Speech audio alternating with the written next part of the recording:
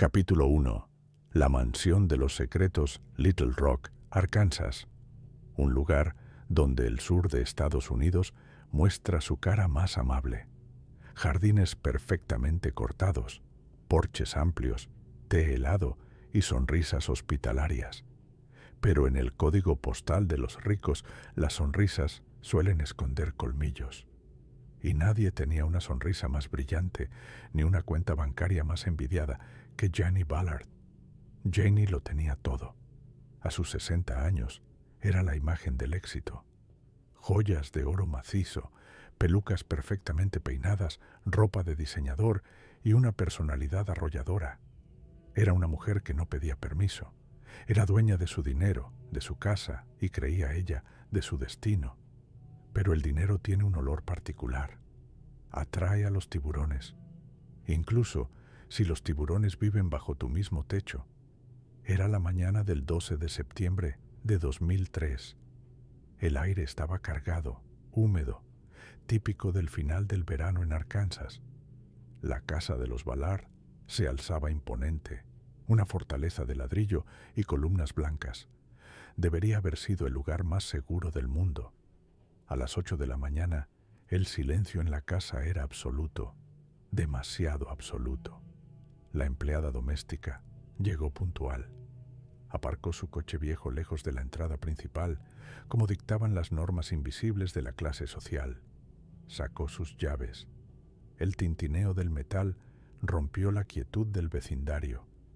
Al abrir la puerta, esperaba el olor habitual, café caro, flores frescas y el perfume fuerte de Janie. En su lugar, la golpeó el olor a cobre. Sangre. «Señora Ballard», llamó la empleada, con la voz temblando en la garganta. Nadie respondió. El vestíbulo estaba en penumbra. La luz del sol intentaba colarse por las cortinas pesadas, creando líneas de polvo que bailaban en el aire. La empleada dio un paso. Sus zapatos chirriaron sobre el piso de madera pulida. Caminó hacia el dormitorio principal. La puerta estaba entreabierta. Lo que vio allí la perseguiría hasta el día de su muerte. Janie Ballard, la reina de Little Rock, estaba destrozada. No había otra palabra. Su cuerpo yacía en el suelo, en una postura grotesca. La violencia ejercida sobre ella no había sido un robo rápido. Había sido un frenesí, golpes, puñaladas. La alfombra beige, importada de Europa, era ahora un pantano rojo y pegajoso. La empleada soltó el bolso. Gritó. Un grito que atravesó las paredes de la mansión y salió a la calle, rompiendo la fachada de perfección del barrio. La policía de Little Rock llegó en menos de 10 minutos. Las sirenas azules y rojas rebotaban en las ventanas de las mansiones vecinas. El detective principal, un hombre que había visto demasiados cadáveres en los barrios pobres, se sintió fuera de lugar al pisar el césped inmaculado. Entró en la escena. Los técnicos forenses ya estaban trabajando, moviéndose con cuidado para no contaminar la evidencia. «¿Qué tenemos?», preguntó el detective. «Es brutal, jefe», dijo uno de los oficiales pálido. La atacaron con saña. Múltiples heridas defensivas. Luchó con todo lo que tenía. El detective se agachó junto al cuerpo. Janie todavía llevaba puestas sus joyas. Anillos de diamantes, un reloj de oro, un collar que valía más que el sueldo anual de un policía. «No se llevaron nada», murmuró el detective. «Esto no es un robo». Miró alrededor de la habitación. No había ventanas rotas. La puerta principal no había sido forzada. La alarma, un sistema de última generación que costaba miles de dólares, estaba desactivada. «El asesino entró caminando», dijo el detective, poniéndose de pie. «O tenía llave, o Janie le abrió la puerta». En ese momento, un coche de lujo frenó bruscamente en la entrada de la casa. Un hombre bajó corriendo. Era Leslie Ballard, el marido de Janie. 20 años mayor que ella, con el pelo blanco y una expresión de pánico que parecía ensayada, o quizás genuina. «Janie, mi esposa», gritaba Leslie, intentando romper el cordón policial. Los oficiales lo detuvieron. El detective observó la escena desde la ventana del segundo piso. Leslie Ballard lloraba, pero sus ojos escaneaban la casa, como si buscara algo más que a su mujer, como si buscara una confirmación. «Mantengan al marido fuera», ordenó el detective por radio, «y busquen al jardinero. Busquen a cualquiera que tuviera acceso». Pero mientras los forenses levantaban el cuerpo de Janie, algo cayó de su mano rígida. Había estado apretando algo en sus últimos segundos de vida. No era un arma, no era un botón del asesino. El detective se acercó y lo recogió con unas pinzas. Era un pedazo de papel arrancado. Un cheque. Estaba manchado de sangre, arrugado, casi ilegible. Pero se podía distinguir una cifra con muchos ceros y una firma. La firma no era de Janie. El detective miró el papel y sintió un escalofrío. En Arkansas, la gente mata por amor o por odio. Pero en esta casa, alguien había matado por matemáticas.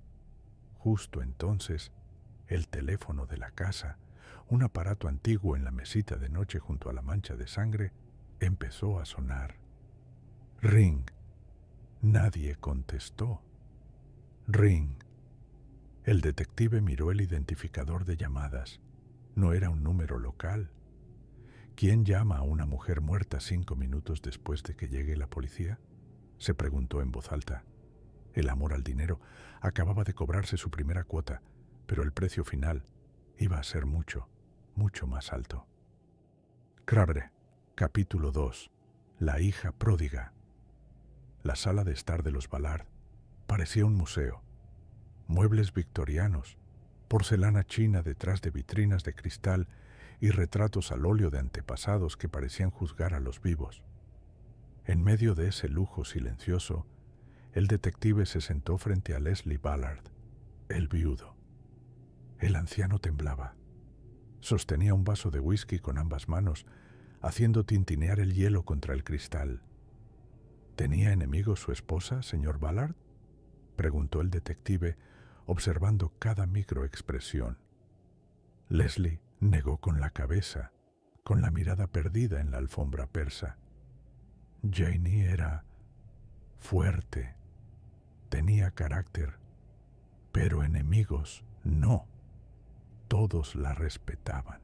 Alguien la odiaba lo suficiente como para apuñalarla 40 veces, replicó el detective, sin suavizar el golpe. Y no se llevaron ni un solo diamante. Eso es personal. Eso es odio puro. La puerta principal se abrió de golpe. El sonido de tacones altos resonó en el vestíbulo. Un clac, clac, clac, rápido y agresivo. Entró una mujer, rubia, de unos 40 años, vestida con ropa deportiva cara, pero con el maquillaje impecable. Era Leslie Ann Ballard, la hija de la pareja. No corrió a abrazar a su padre. No preguntó por su madre. Se detuvo en el umbral de la sala y miró al detective con ojos fríos, calculadores. «¿Dónde está ella?», preguntó. Su voz no tenía lágrimas, tenía impaciencia. «Su madre ha fallecido, señora», dijo el detective, poniéndose de pie. «Lo sé. Vi las cintas de la policía afuera. Pregunto dónde está el cuerpo. Necesito verla». La frialdad de la mujer bajó la temperatura de la habitación 10 grados. El detective había visto muchas reacciones al duelo: negación, histeria, silencio. Pero esto era diferente. Esto era gestión de daños. El forense se la ha llevado. Ahora necesito que me diga dónde estaba usted esta mañana. Leslie Ann cruzó los brazos. «En mi casa, durmiendo. Pueden preguntarle a mi hijo». El detective tomó nota. Una coartada débil. Un hijo no es un testigo imparcial. ¿Cómo era su relación con su madre?, lanzó la pregunta como un dardo. Leslie Ann soltó una risa seca, sin humor. Mamá era complicada. Le gustaba controlar. Controlaba la casa, controlaba a papá y, sobre todo, controlaba el dinero. Ahí estaba, la palabra mágica, dinero. El detective sacó la bolsa de evidencia con el cheque roto y ensangrentado que habían encontrado en la mano de la víctima.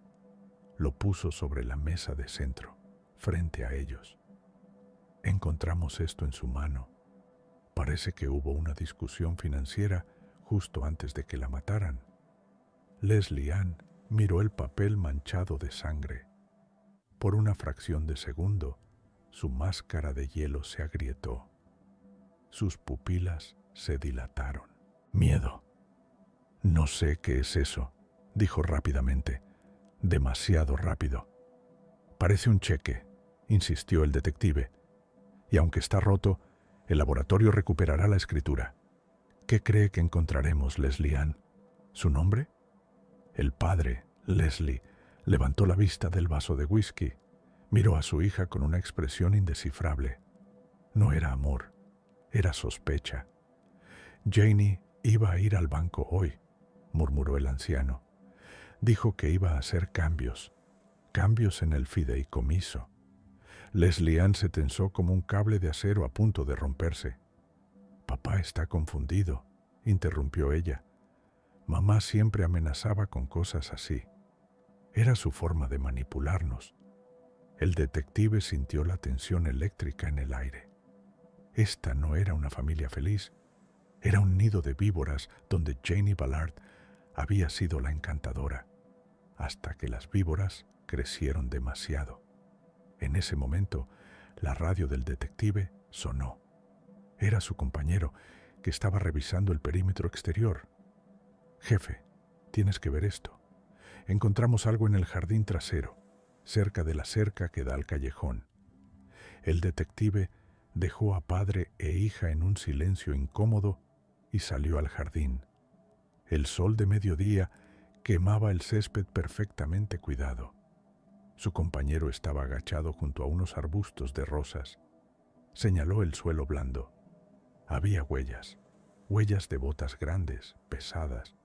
No eran zapatos de jardinero, eran botas de estilo militar o de trabajo pesado. Entraron por aquí, dijo el compañero. Saltaron la cerca.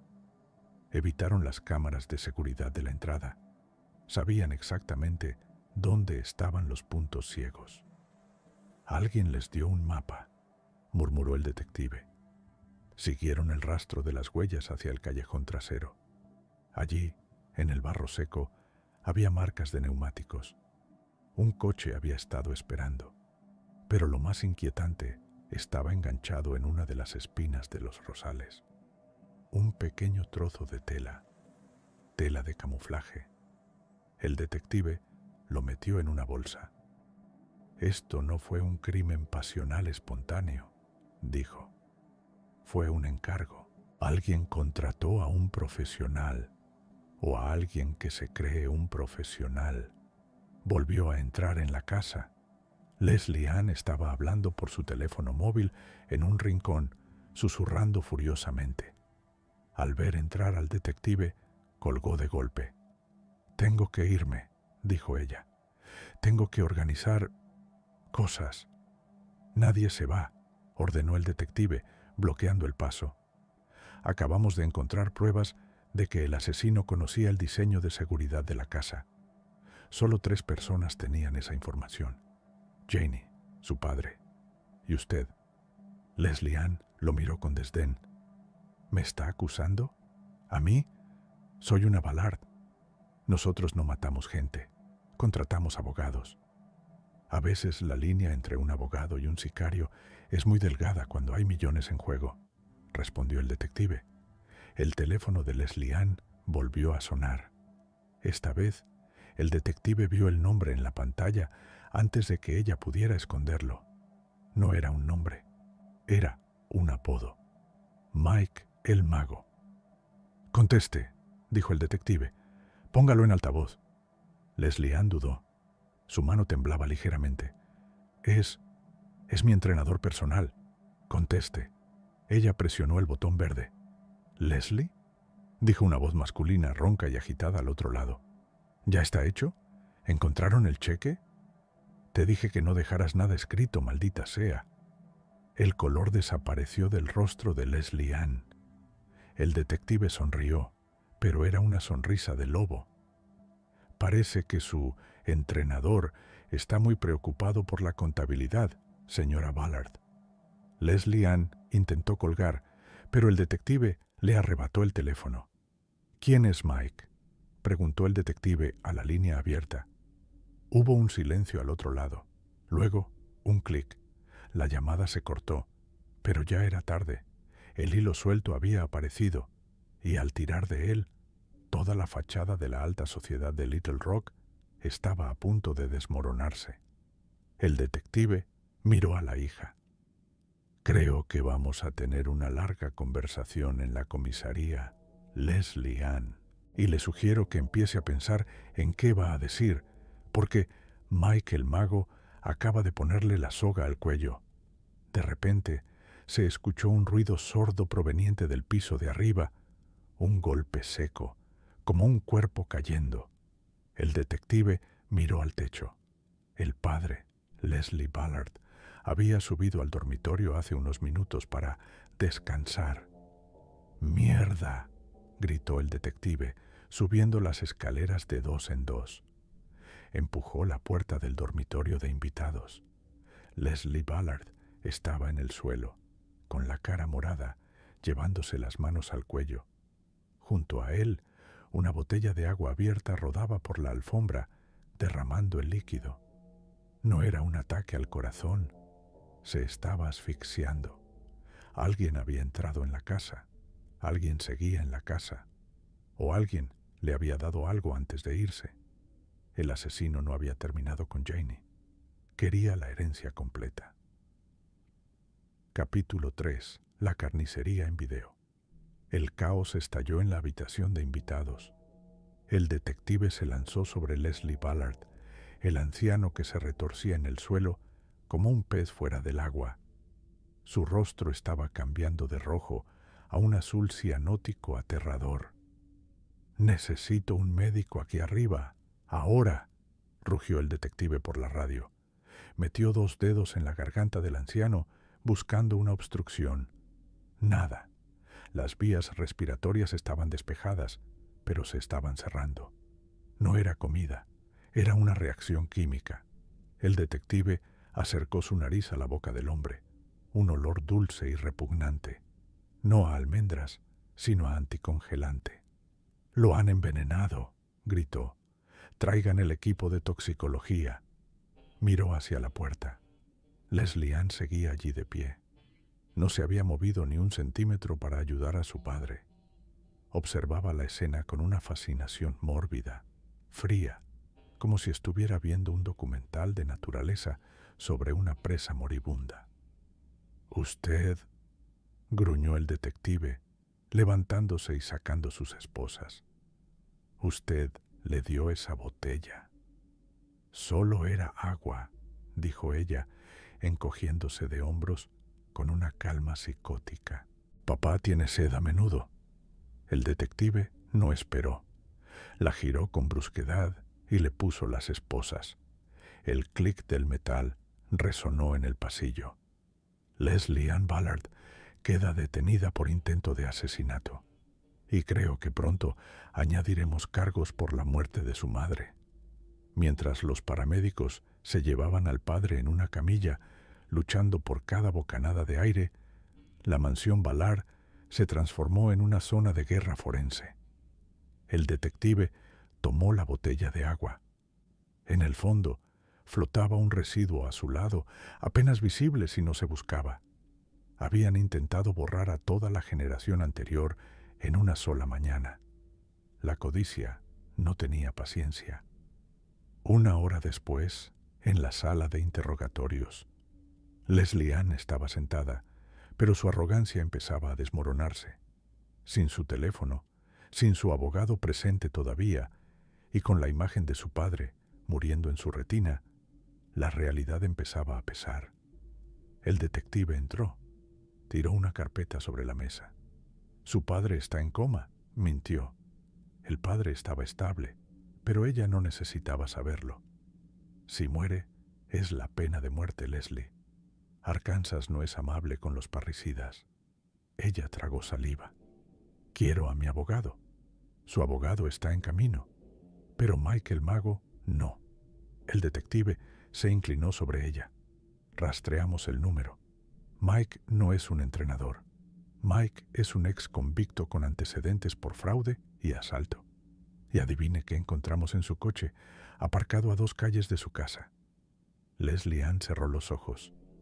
Encontramos el otro trozo del cheque, susurró el detective al oído de la mujer. Su madre descubrió que usted le estaba robando, ¿verdad? Falsificaba su firma, vaciaba las cuentas, y hoy ella iba a cortarle el grifo. Iba a dejarla sin nada. Leslie Ann abrió los ojos. Estaban llenos de lágrimas, pero no de pena, de rabia. «Ese dinero era mío», gritó, golpeando la mesa con las manos esposadas. «Yo la cuidé.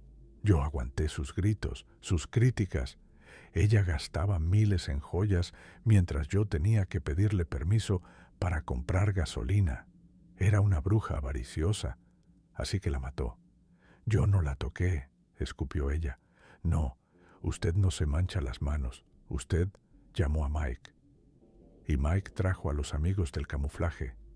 El detective salió de la sala. Tenía lo que necesitaba, el motivo. Ahora necesitaba a los ejecutores. La policía de Little Rock había localizado la señal del móvil de Mike. No estaba en un gimnasio. Estaba en un motel barato en las afueras, cerca de la Interestatal. El tipo de lugar donde la gente va a esconderse o a morir. El equipo SWAT se preparó. El detective se puso el chaleco antibalas. «Entrada dinámica», ordenó el jefe del operativo. «Este tipo es el nexo. Lo necesitamos vivo». Llegaron al motel Blue Star al atardecer. La habitación 104 tenía las cortinas cerradas. El coche de Mike, un Mustang viejo, estaba aparcado frente a la puerta. «Policía de Little Rock, salga con las manos en alto», gritó el negociador por el megáfono. Silencio. Ni un movimiento tras las cortinas. El jefe del SWAT hizo una señal. 2 agentes golpearon la puerta con el ariete. ¡Crash! La madera cedió. Lanzaron una granada aturdidora. ¡Bang! El detective entró detrás del escudo balístico con la pistola en alto. Despejado izquierda, despejado derecha. La habitación estaba vacía de personas vivas, pero el olor era peor que en la mansión Ballard. En la cama yacía Mike, o lo que quedaba de él. Le habían cortado la garganta de oreja a oreja. La sangre ya estaba seca y negra. Llevaba muerto horas. Probablemente lo mataron justo después de la llamada con Leslie Ann. «Limpieza de cabos sueltos», murmuró el detective, enfundando el arma. Los sicarios no querían testigos, ni siquiera al intermediario. «Jefe, mire esto», dijo uno de los oficiales señalando el televisor. El televisor estaba encendido, mostrando estática azul, pero conectado a él había una cámara de video doméstica colocada sobre un trípode improvisado frente a la cama. La cámara estaba apuntando al cadáver de Mike, y el piloto rojo de REC parpadeaba. «¿Están grabando?», preguntó el detective, sintiendo un nudo en el estómago. Se acercó a la cámara. No estaba grabando, estaba reproduciendo. Alguien había dejado una cinta puesta para que la encontraran. Presionó el botón de rebobinar y luego play. La imagen en la pantalla tembló y luego se enfocó. Se veía la habitación del motel. Mike estaba vivo, atado a una silla, llorando, con la cara golpeada. Detrás de él, 2 figuras. Llevaban ropa de camuflaje, máscaras de esquí. Eran enormes. Se movían con una precisión militar, pero con una brutalidad animal. Uno de ellos se acercó a la cámara y habló. Su voz estaba distorsionada, gutural. La rubia no pagó completo. Dijo que el viejo también tenía que morir para liberar los fondos. Fallamos con el viejo. El agua no funcionó rápido. El hombre de la máscara sacó un cuchillo de casa, un cuchillo Bowie enorme, con el filo dentado. No nos gustan los clientes que no pagan, y no nos gustan los intermediarios que hablan por teléfono. En la pantalla, el cuchillo bajó. El detective tuvo que apartar la mirada mientras Mike era ejecutado en vivo y en directo. Pero el video no terminó ahí. El asesino limpió el cuchillo en la camisa de Mike y volvió a mirar a la lente. Se acercó tanto que su ojo llenó la pantalla. Un ojo azul pálido, inexpresivo. Sabemos que la policía está viendo esto. Sabemos que la rubia está en la cárcel. Pero el trabajo no está terminado. El contrato decía toda la familia. Y nosotros somos profesionales. Siempre terminamos el trabajo. La imagen se cortó a negro. El detective sintió un sudor frío recorriendo su espalda. ¿Dónde está el padre?, gritó de repente, girándose hacia sus hombres. En el hospital memorial, jefe, en la UCI.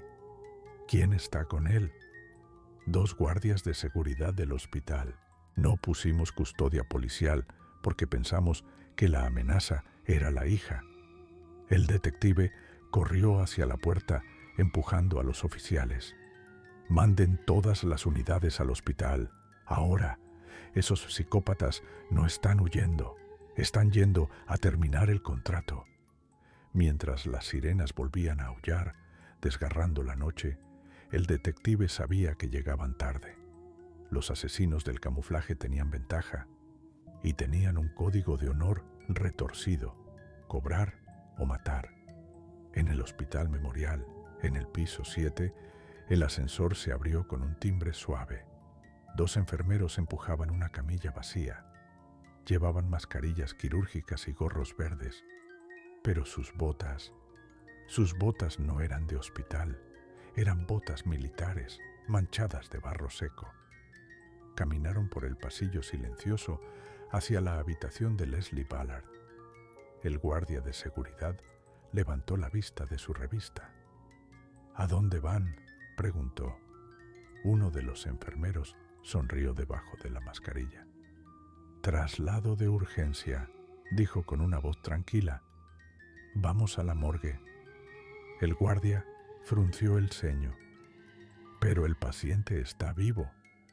Por ahora, respondió el hombre y sacó una pistola con silenciador de debajo de la sábana de la camilla.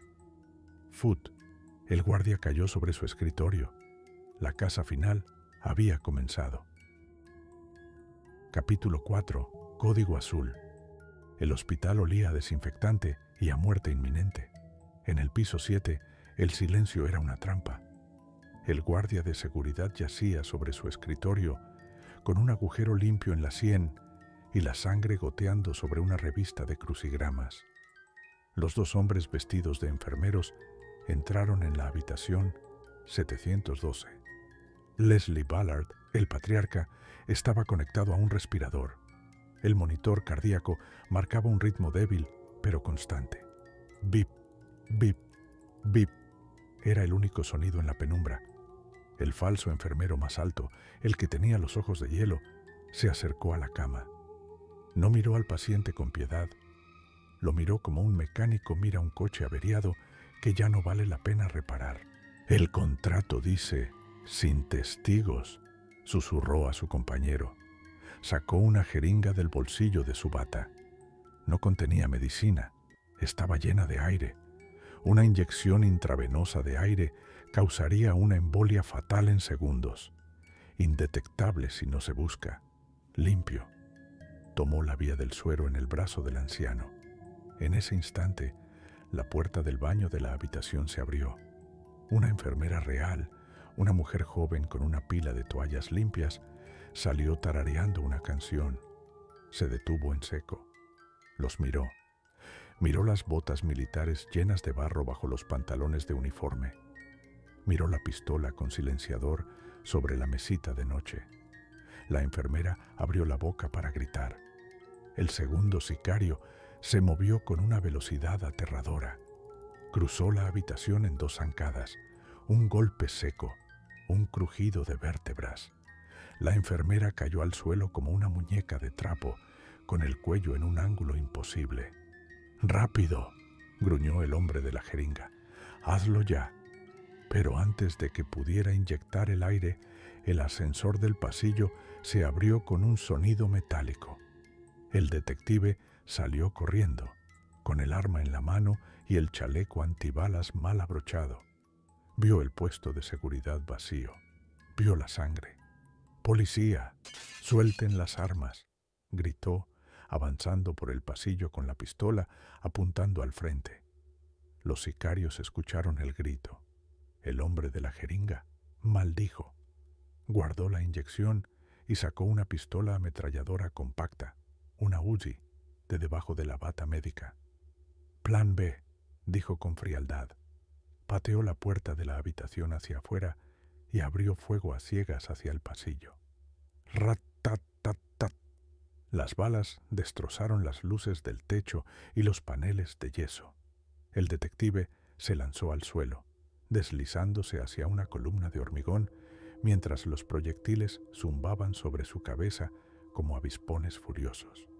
El hospital, un lugar de curación, se convirtió instantáneamente en una zona de guerra. «¡Código azul! ¡Tirador activo en el piso 7!», gritó el detective a su radio mientras el polvo de la mampostería le cubría la cara. Dentro de la habitación, los sicarios tomaron una decisión. Matar al viejo allí mismo les costaría tiempo y los dejaría atrapados. Necesitaban un escudo. Arrancaron los cables del monitor. El pitido continuo de Asisolia, ¡P!, llenó el aire, sumándose al caos. Desconectaron el freno de la cama. Salieron al pasillo, empujando la camilla con Leslie Ballard encima, usándolo como barricada móvil. «Dispara y matas al viejo», gritó uno de los sicarios, disparando ráfagas cortas para mantener al detective agachado. El detective asomó la cabeza. No tenía tiro limpio. Si disparaba, podía darle al tanque de oxígeno acoplado a la cama y volar medio piso, o darle a la única víctima que quedaba viva. «Están locos», masculló. Los sicarios corrieron hacia la salida de emergencias, empujando la cama con violencia. Chocaron contra las puertas dobles, abriéndolas de golpe. El detective se levantó y corrió tras ellos. Entró en la escalera justo cuando la puerta se cerraba. Escuchó los pasos metálicos bajando a toda velocidad y el traqueteo de las ruedas de la camilla rebotando en los escalones. Estaban bajando al viejo a golpes, sin importarles si sobrevivía o no al transporte. «Están en la escalera norte. Van al garaje», alertó el detective. Bajó las escaleras saltando de 3 en 3. Le ardían los pulmones. Al llegar al nivel del sótano, el parking abrió la puerta con cautela. Un chirrido de neumáticos resonó en el eco del garaje de hormigón. Una furgoneta negra, una Ford Econoline sin ventanas, estaba esperando con las puertas traseras abiertas. Los sicarios lanzaron la camilla dentro con el anciano todavía atado a ella. El detective levantó su arma. Tenía un segundo. Apuntó al conductor. ¡Bang! El parabrisas de la furgoneta estalló, pero el vehículo no se detuvo. El conductor pisó el acelerador a fondo. El motor rugió. El sicario de la parte trasera, el de los ojos de hielo, miró al detective una última vez antes de cerrar las puertas. Le sonrió y se llevó un dedo a la oreja, imitando un teléfono. La furgoneta salió disparada hacia la rampa de salida, rompiendo la barrera de seguridad en una lluvia de astillas de madera y plástico. El detective corrió tras ellos, pero era inútil. Se habían ido y se habían llevado a Leslie Ballard. Cayó de rodillas, jadeando, golpeando el suelo con frustración. Había fallado. El padre estaba en manos de los asesinos. De repente, su teléfono móvil vibró en su bolsillo. Lo sacó con manos temblorosas. Número oculto. «¿Sí?», respondió, esperando la voz burlona del sicario. Pero no era el sicario. Era el sargento de guardia de la comisaría central. Se oían gritos de fondo, sirenas, caos. «Detective, dime que estás cerca». «Estoy en el hospital. Se llevaron al padre». «¿Qué pasa?» «Es la celda», gritó el sargento, con pánico en la voz. «Hubo una explosión en el panel eléctrico. Se fue la luz hace 2 minutos». El detective sintió que el mundo se detenía. «¿Y Leslie Ann?», preguntó con un hilo de voz.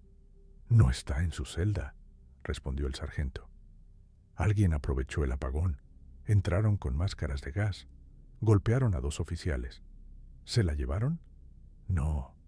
El sargento hizo una pausa y el sonido de una arcada se escuchó al otro lado. «Detective, la dejaron ahí, pero... Dios mío». «¿Qué?». Le dejaron un mensaje, pintado en la pared de la celda, con su sangre. «Lee el maldito mensaje». Dice: «La deuda está saldada. El padre paga por la hija paga por la madre». El detective colgó el teléfono.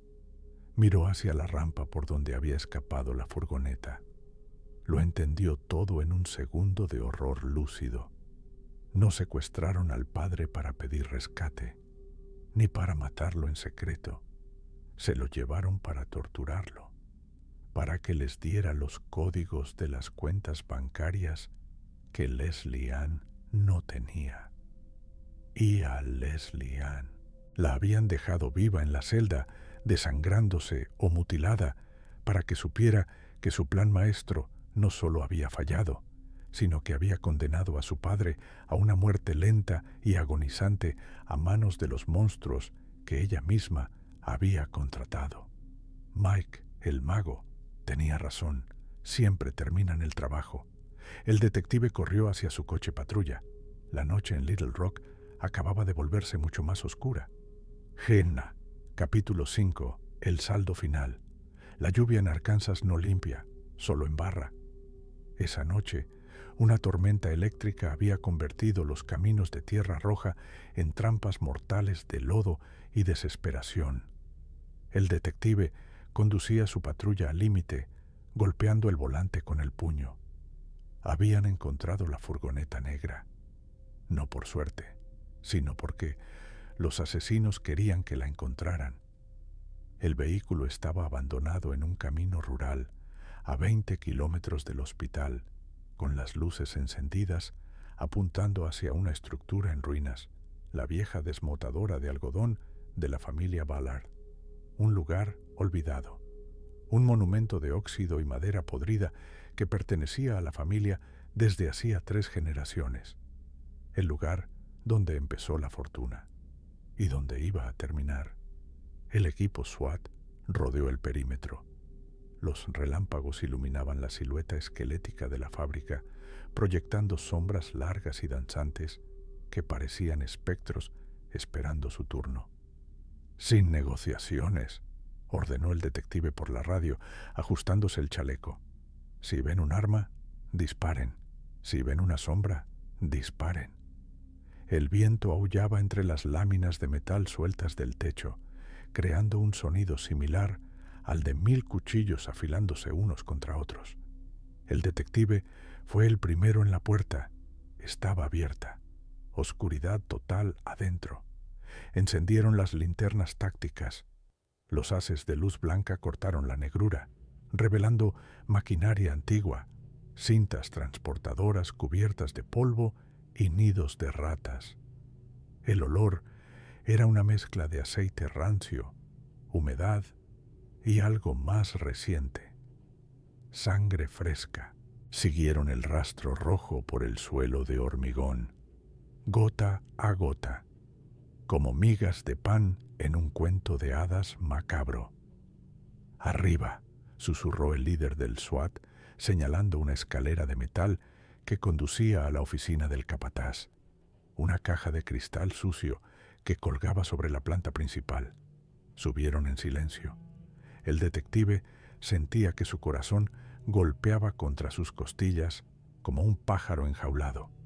Sabía lo que iba a encontrar, o creía saberlo. Llegaron a la puerta de la oficina. Estaba cerrada. El detective probó el pomo, abierto. Empujó la puerta con el cañón de su arma. La escena que se reveló ante ellos no fue un tiroteo. No había sicarios esperando en las esquinas. La habitación estaba vacía de enemigos. En el centro, atado a una silla de oficina giratoria, estaba Leslie Ballard. El anciano patriarca estaba inmóvil. Su cabeza colgaba sobre el pecho. La bata de hospital estaba empapada, pero no solo de sangre. Había cables conectados a su cuerpo, cables arrancados de una vieja batería de coche que yacía en el suelo. ¡Médico!, gritó el detective, corriendo hacia la silla. Levantó la cabeza de Leslie. Sus ojos estaban abiertos, vidriosos, mirando a la nada. La piel estaba fría. Llegaron tarde. Pero lo que heló la sangre del detective no fue la muerte en sí, sino lo que había clavado en el pecho del anciano. Con un estilete de oficina, los asesinos habían fijado una hoja de papel a su esternón. No era una nota de rescate, no era una amenaza, era un saldo bancario. El detective, con las manos temblorosas, iluminó el papel. Era una impresión reciente, obtenida probablemente mediante la tortura, obligando al viejo a revelar sus claves digitales en un portátil que estaba abierto sobre el escritorio. El documento mostraba el estado de cuenta del fideicomiso familiar Ballard, la cuenta por la que Leslie Ann había matado a su madre, la cuenta por la que había contratado a Mike, la cuenta por la que 2 psicópatas habían masacrado a medio hospital. El saldo final, 42,50. El detective sintió que las piernas le fallaban. $40, susurró incrédulo. Mataron a todos por $40. Junto al portátil había una grabadora de voz pequeña. El mismo modus operandi que en el motel. Una última burla. El detective presionó play. La voz distorsionada del sicario de ojos de hielo llenó la pequeña oficina, compitiendo con el trueno afuera. Señora Ballard, o deberíamos decir, reclusa Ballard. Su padre fue muy cooperativo al final, nos dio todas las contraseñas, nos dio acceso al reino. Hubo una pausa en la grabación. Se escuchaba la respiración agitada del anciano de fondo. Pero parece que su madre, la difunta Janie, fue más lista que todos nosotros. Ella vació las cuentas hace 3 días. Donó todo, a la caridad, a un refugio de gatos, a la iglesia. Todo. Una risa seca, metálica. Nosotros no trabajamos gratis, Leslie Ann, pero como no hay dinero, nos hemos cobrado con lo que había disponible. Su padre ha pagado la tarifa de cancelación. Y en cuanto a usted... Bueno, usted ya recibió nuestro mensaje en su celda. Disfrute de su vida en la pobreza. Nosotros somos profesionales. Cerramos el contrato. Clic. Fin de la cinta. El detective miró por la ventana sucia hacia la tormenta. Los asesinos se habían ido, se habían desvanecido como el humo. Probablemente ya estaban cruzando la frontera estatal, buscando su próximo trabajo, dejando atrás un rastro de cadáveres y una ironía tan pesada que podía aplastar el alma. Janie Ballard sabía que su hija era una buitre, sabía que su marido era débil. Y en su último acto de control había quemado el dinero para que nadie pudiera tenerlo. Su avaricia había sido su escudo y su espada. Epílogo: la celda del silencio. 3 semanas después, el ala médica de la prisión de máxima seguridad de Arkansas era un lugar estéril, blanco y silencioso. El detective entró en la habitación de aislamiento. Llevaba una carpeta bajo el brazo. Se veía cansado. Las ojeras bajo sus ojos eran permanentes ahora. El caso estaba técnicamente cerrado. Los autores materiales estaban en busca y captura internacional, pero todos sabían que nunca los encontrarían. En la cama, Leslie Ann Ballard miraba al techo. No podía hablar. El ataque en su celda había sido quirúrgico. Los sicarios, antes de ir a por el padre, habían entrado y le habían cortado la lengua. Un mensaje claro. Los que contratan y no pagan no tienen derecho a negociar nunca más. Tenía las manos esposadas a la cama. Su rostro, una vez altivo y hermoso, era ahora una máscara de cicatrices y amargura. El detective se sentó a su lado. No sentía lástima, solo un vacío profundo. «Enterramos a su padre ayer», dijo él. Su voz no tenía emoción. Leslie Ann no parpadeó. Nadie fue al funeral, solo yo y el sepulturero. La sociedad de Little Rock tiene memoria corta para los escándalos que no dejan herencia. El detective abrió la carpeta. Sacó una copia del estado de cuenta bancario que habían encontrado en el pecho del cadáver. Lo sostuvo frente a los ojos de ella. $42.50, leyó el detective. Ese es el precio de su alma, Leslie Ann. Eso es lo que valía la vida de su madre, la de su padre, la de la enfermera, la del guardia. Los ojos de Leslie Ann se llenaron de lágrimas, pero no eran lágrimas de arrepentimiento. Eran lágrimas de furia impotente. Sus pupilas vibraban al leer la cifra irrisoria. Su madre lo donó todo a una fundación para víctimas de violencia doméstica, continuó el detective con una crueldad necesaria. Irónico, ¿verdad? El dinero que usted quería robar servirá para proteger a mujeres de depredadores. Depredadores como usted. El detective se puso de pie. Dejó el papel sobre el pecho de ella, tal como los asesinos lo habían dejado sobre su padre. Voy a retirarme, Leslie. Este caso me ha quitado el gusto por la justicia, pero al menos duermo tranquilo. Caminó hacia la puerta. Antes de salir, se giró una última vez. Ah, una cosa más. Los sicarios enviaron una postal a la comisaría esta mañana, desde Brasil. No decía nada, solo tenía una foto. El detective sacó la foto del bolsillo. Era una imagen granulada de una playa soleada. En la arena, alguien había escrito con un palo: «Gracias, Janie». Parece que incluso los monstruos aprecian la ironía. El detective salió y la puerta de metal pesado se cerró con un estruendo definitivo. Clang. Leslie Ann se quedó sola en el silencio blanco. Intentó gritar, intentó maldecir a su madre, a su padre, al dinero, pero de su garganta solo salió un sonido ahogado, un gemido grotesco y húmedo que rebotó en las paredes asépticas. Estaba viva, pero estaba en el infierno, y esta vez no había cheque que pudiera sacarla de allí.